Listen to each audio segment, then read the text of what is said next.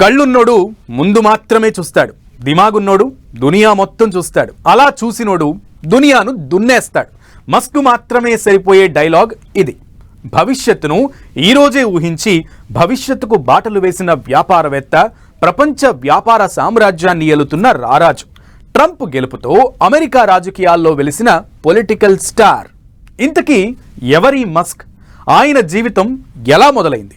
వ్యాపార రంగాన్ని ఆయన ఎలా మార్చేశారు?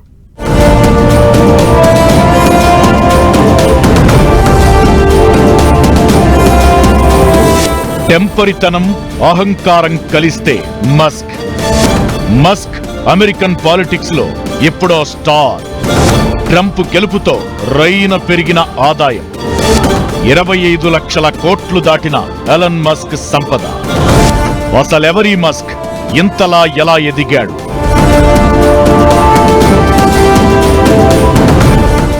ఎలన్ మస్క్ ఒక తెలివైన, నిబంధనలు ధిక్కరించే అకారణ కోపిష్టి ధనవంతుడు. ప్రపంచంలో చాలా మందికున్న ఫీలింగ్ ఇది. ఆటో పరిశ్రమలో విప్లవాత్మక మార్పులు తెచ్చిన వీరుడు. సొంత రాకెట్ను అంతరిక్షంలోకి పంపిన తరువాత ధీరుడు. సోషల్ మీడియా దిగ్గజాన్ని సొంతం చేసుకున్న ట్రెండ్ సెట్టర్. మస్క్ అంటే ఇది అని చెప్పడం కుదరదు.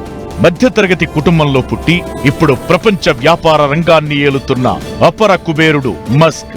10 ఏళ్ల తరువాత ప్రపంచం ఎలా ఉంటుందో, దునియాను అంచనా వేయగల నేర్పరితనం, అనుకున్న దానికోసం ఎంత దూరమైనా వెళ్లే ధైర్యం, ఇదే మస్క్ను ప్రపంచ వ్యాపార సామ్రాజ్యానికి రారాజును చేసింది. ప్రపంచంలో ఒక్కడు కాదు, ప్రపంచానికి ఒక్కడిలా నిలబెట్టింది.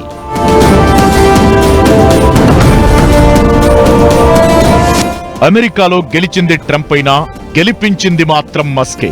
మస్క్ లేకుండా ట్రంప్ విజయాన్ని ఊహించడం కూడా కష్టమే. ఆ స్థాయిలో ఇంపాక్ట్ క్రియేట్ చేశాడు. ట్రంప్ అలా గెలిచాడో లేదో, మస్క్ సంపద భారీగా పెరిగింది. $300 బిలియన్.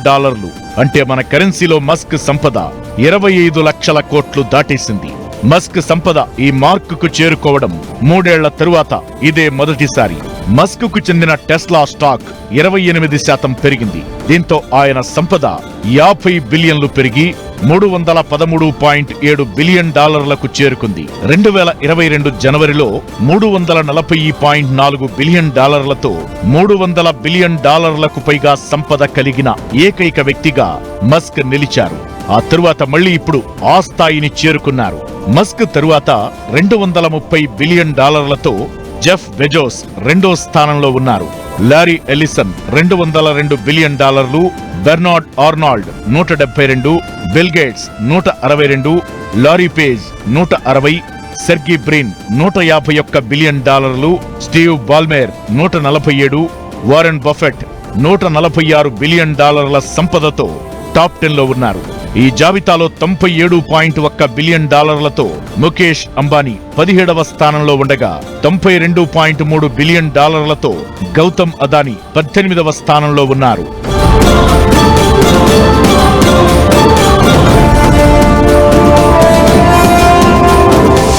లక్షల కోట్లు సంపాదించిన మస్క్ పుట్టింది మాత్రం ఓ మధ్యతరగతి ఇంట్లో. మస్క్ పుట్టింది దక్షిణాఫ్రికాలో. ఆయన స్కూలింగ్ అంతా అక్కడే జరిగింది. తరువాత టాక్స్, ఎకనామిక్స్, టెక్నాలజీ రంగాలపై ఆసక్తిని పెంచుకున్న మస్క్ 1992లో కెనడాలోని క్వీన్ యూనివర్సిటీలో చేరారు. అక్కడి నుంచి పెన్సిల్వేనియా యూనివర్సిటీకి ట్రాన్స్ఫర్ అయ్యారు. ఆర్థిక భౌతిక శాస్త్రాల్లో డిగ్రీలు సంపాదించారు. 1995లో స్టాన్ఫర్డ్ యూనివర్సిటీలో పిహెచ్డి చేసేందుకు చేరి 2 రోజుల్లోనే చదువు వదిలేశారు. సొంత ఆలోచనలకు వ్యాపార రూపం ఇచ్చేందుకు బయటకొచ్చారు. ఆ రోజుకు తెలియదనుకుంటా ప్రపంచాన్ని ఏలబోతున్నాడని. ఒక్కడిగా మొదలైన మస్క్ ప్రయాణం ఇప్పుడు ఒకే ఒక్కడుగా మార్చేసింది. సోదరుడు కింబాల్తో కలిసి online city guide software company జిప్2ని మస్క్ స్థాపించారు. ఇదే అతని మొదటి విజయం. ఇది వెబ్ డైరెక్టరీ సేవలను అందించేది. ఈ స్టార్టప్ ను 1999లో $307 మిలియన్ కాంపాక్ట్ అనే సంస్థ కొనుగోలు చేసింది. 1999లోనే X.com అనే ప్రత్యక్ష బ్యాంకును స్టార్ట్ చేశారు. తరువాత ఈ సంస్థ పేపాల్ గా మారింది. ఇది ఆన్లైన్ పేమెంట్ వ్యవస్థల్లో విప్లవాత్మక మార్పు తీసుకొచ్చింది. 2002లో స్పేస్ ఎక్స్ ను ప్రారంభించారు మస్క్. ఇది ప్రైవేట్ రాకెట్ కంపెనీగా అంతరిక్ష పరిశోధనల్లో సంచలనాలు సృష్టించింది. 2003లో టెస్లా కార్ల కంపెనీని ప్రారంభించారు. ప్రపంచ కుబేరుడిగా మస్క్ ను ఎదిగేలా చేసింది ఇదే. 2004లో తన ఇంటర్నల్ జాగ్వార్ కార్లను విడుదల చేసిన మస్క్ ఎలక్ట్రిక్ కార్ల మార్కెట్ ను క్రియేట్ చేశారు. 2006లో సోలార్ సిటీ సంస్థను ప్రారంభించారు. తరువాత బ్రెయిన్ కంప్యూటర్ ఇంటర్ఫేస్ నమూనాతో న్యూరాలింక్ కంపెనీని స్టార్ట్ చేశారు. సొరంగాలు తవ్వే ది బోరింగ్ కంపెనీని ప్రారంభించి దానికి కో-ఫౌండర్ గా ఉన్నారు. ఇలా కొత్త ఆవిష్కరణలకు ప్రాధాన్యమిస్తూ కంపెనీలు స్టార్ట్ చేస్తూ కొన్ని ఇతర కంపెనీల్లో పెట్టుబడులు పెడుతూ వ్యాపార రంగంలో దూసుకుపోతున్నారు. Tesla, SpaceX, solar city సంస్థల ద్వారా ప్రపంచంలో విప్లవాత్మక మార్పులు తీసుకొచ్చారు మస్క్. యాప్టిట్యూడ్ ఆయన బిజినెస్ చేసిన వాటిలో కూడా ప్రధానంగా టెస్లా కార్ల కంపెనీ పర్యావరణ కాలుష్య రహిత ఎలక్ట్రిక్ వెహికల్ తయారు చేయాలనేది, అలాగే సోలార్ ఎనర్జీలో ఆయన ప్రవేశం ఉంది. స్పేస్ ఎక్స్ స్పేస్ వైపు చూడటం, అంటే ప్రోగ్రెసివ్ అప్రోచ్ టు ఇష్యూస్, టెక్నాలజీని ప్రోగ్రెసివ్గా, అంటే ఏదైతే సమాజానికి మానవాళికి ఉపయోగపడుతుంది కావాల్సిందనే దాని మీద ఎక్కువ ఫోకస్ పెట్టాడు ఆయన. స్పేస్ ఎక్స్ తయారు చేసిన ఫాల్కన్ 1-9 రాకెట్లు ఆయన కంపెనీ నుంచి వచ్చిన అద్భుతాలు. ఎలక్ట్రిక్ కార్ల పరిశ్రమలో Tesla model S, X, Y వాహన రంగానికి కొత్త దారి చూపించాయి. రైల్వే టెక్నాలజీ అభివృద్ధికి సంబంధించిన హైపర్ లూప్ అనే కొత్త ఆవిష్కరణ చేశారు. ఇది 100 కిలోమీటర్ల ప్రయాణాన్ని కేవలం నిమిషాల్లోకి మార్చేయనుంది. ఇక సోషల్ మీడియా దిగ్గజం ట్విట్టర్ ను 2022లో సొంతం చేసుకున్నాడు మస్క్. ఈ ప్లాట్ఫామ్ ను ట్రంప్ కోసం పర్ఫెక్ట్ గా ఉపయోగించారు. ఆయన గెలుపులో కీలక పాత్ర పోషించారు.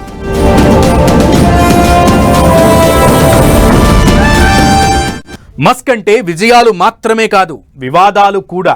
వ్యాపారంలోనే కాదు, వ్యక్తిగతంగా కూడా ఆయన కాంట్రవర్సీకి కేర్ ఆఫ్ గా మారిన సందర్భాలు అనేక ఉన్నాయి. ఆయన మాటలు ప్రపంచానికి స్ఫూర్తినిచ్చిన రోజులు ఉన్నాయి, చిరాకు తెప్పించిన రోజులు ఉన్నాయి. ఎంతో మంది కలల స్థానంలో ఉన్న మస్క్కు కూడా ఓ కల ఉంది. ఇంతకీ ఏంటా డ్రీమ్? ఆయన జీవిత లక్ష్యం ఏంటి? విజయాలే కాదు, మస్క్ పేరుతో వివాదాలు, వ్యాపారంలో వ్యక్తిగతంగా కాంట్రవర్సీ.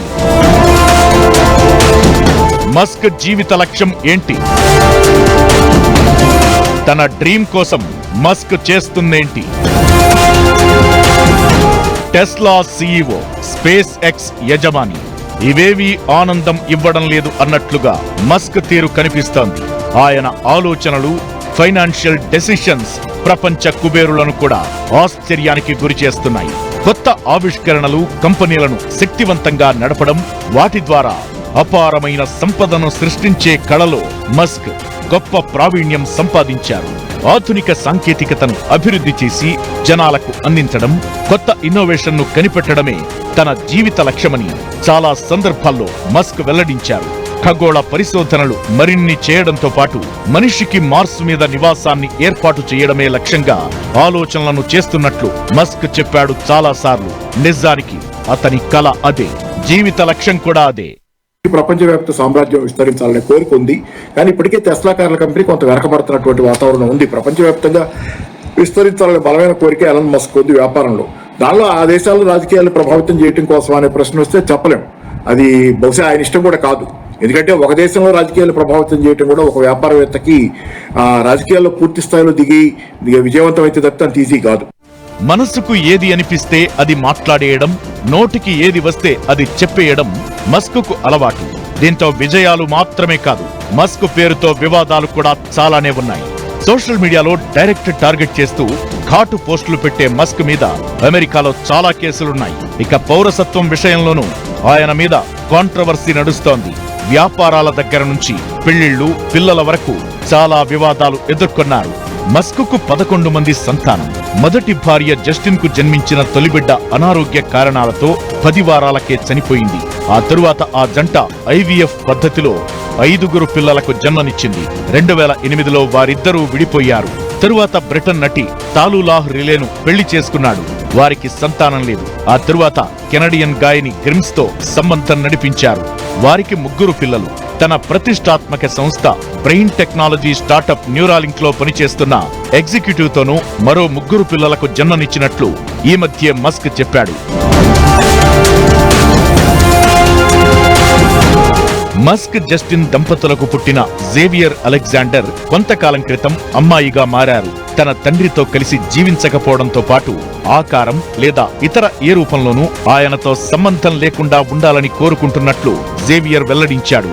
జేవియర్ పేరును జెన్సా విల్సన్ గా పేరు మార్చుకున్నారు. ట్రంప్ గెలుపుతో భయమేస్తోందని, దేశం విడిచి వెళ్లాలని అనుకుంటున్నట్లు ఎన్నికల ఫలితాల తరువాత జేవియర్ సంచలన వ్యాఖ్యలు చేశారు. ఇకటు పిల్లలు భార్యలంతా ఒక దగ్గర ఉంటే ఒకరికొకరు సహకరించుకుంటారని, అందరికీ సమయం కేటాయించడం వీలవుతుందని భావించిన మస్క్ 300 కోట్లు ఖర్చు చేసి ఓ ఇల్లు కొనుగోలు చేశాడు. ఇప్పుడు అమెరికా అధ్యక్షుడిగా ట్రంప్ విజయంలో మస్క్ కీలక పాత్ర పోషించాడు. ప్రత్యేకంగా పొలిటికల్ యాక్షన్ కమిటీలు నియమించి $119 మిలియన్ విరాళమిచ్చి ట్రంప్ గెలుపులో ప్రధాన పాత్ర పోషించి ఇప్పుడు ప్రపంచమంతా తన గురించి మాట్లాడుకునేలా చేస్తున్నారు మస్క్.